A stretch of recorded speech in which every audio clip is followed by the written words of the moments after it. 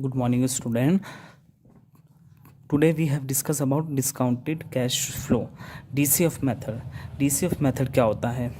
Let's see, अगर आपको अभी DCF मेथड आपको समझ में आ गया है तो आपकी बाकी जो टेक्निक्स है वो आप इजीली उनको कर सकते हो। लेट्स सी, मैं एक एग्जांपल से इसको बताता हूँ कि अगर आपका कोई फ्रेंड आपको 1 करोड़ रुपए आपको उधार लेता है 1 साल के लिए, 1 ईयर के लिए, कोई आपका फ्रेंड आपसे पैसा उधार लेता है, तो एट अ प्रेजेंट टाइम आपकी जो कॉस्ट ऑफ कैपिटल है, आपकी जो वैल्यू है वो भी ज़्यादा है, आपकी कॉस्ट ज़्यादा है, आपकी परचेजिंग पावर मनी ज़्यादा है अकॉर्डिंग टू आज के डेट में। और आफ्टर 1 ईयर वह पैसा आपको सेम ही देगा। तो ऑल अबाउट चैप्टर किस पे बेस्ड है? डिस्काउंटेड कैश फ्लो पे बेस्ड है। ठीक है, तो इसमें जो टेक्निक होती है डिस्काउंटिंग कैश फ्लो में, वो आपके 5 टेक्निक होती हैं। First one is SPP, simple payback period. Second होती है आपकी NPV, net present value. Third होती है आपकी प्रॉफिटेबिलिटी इंडेक्स।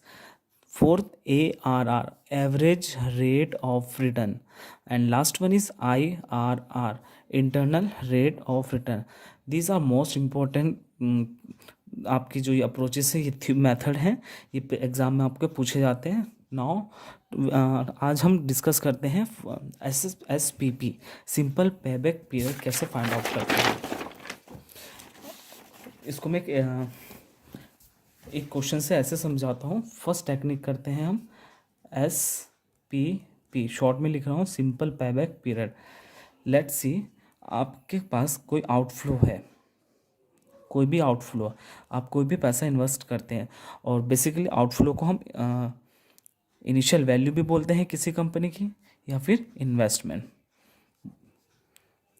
आउटफ्लो को ही हम इनिशियल वैल्यू, इन्वेस्टमेंट वैल्यू भी बोलते हैं। लेट्स सी, टुडे आपके पास जो आउटफ्लो है वो है 2 लाख रुपए।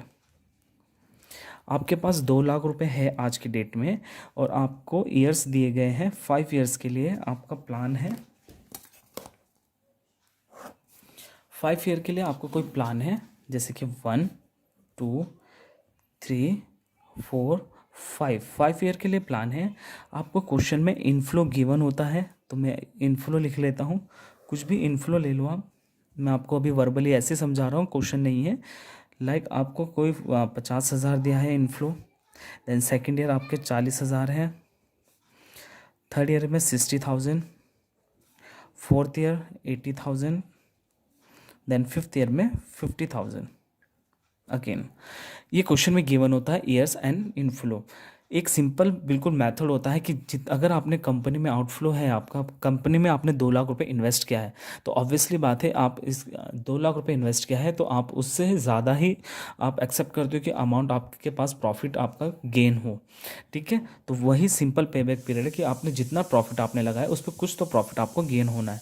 तो नेक्स्ट स्टेप जो होता है उसमें हम कैलकुलेट करते हैं CF मीन्स होता है कम्युनिकेटिव फ्रीक्वेंसी। तो आई थिंक आपने मैथ्स में पढ़ा है, आपने स्टैटिक्स में पढ़ा है कि CF कैसे कैलकुलेट करते हैं।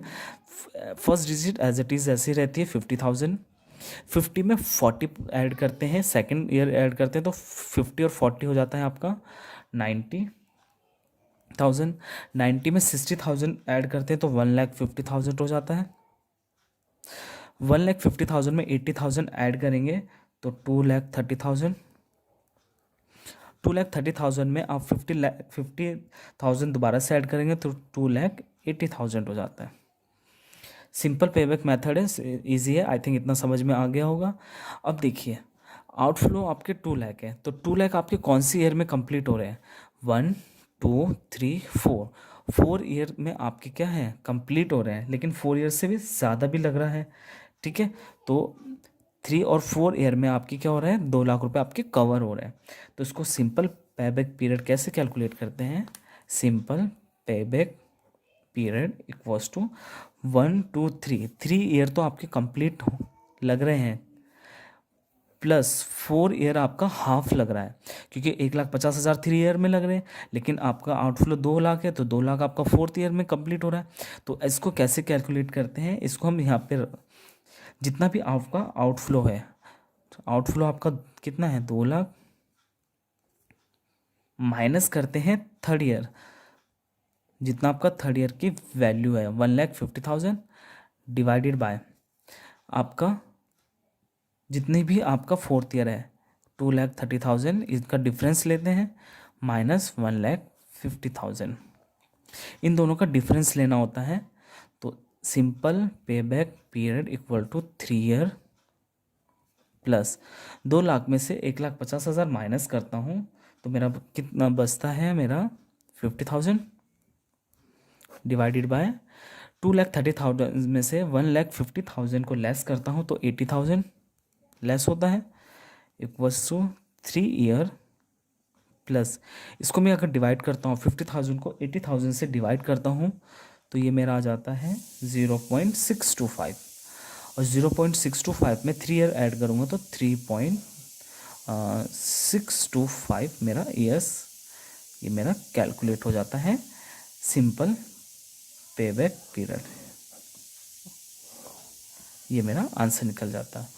आई थिंक आपको समझ में आ गया होगा किस तरीके से मैंने कैलकुलेट किया है।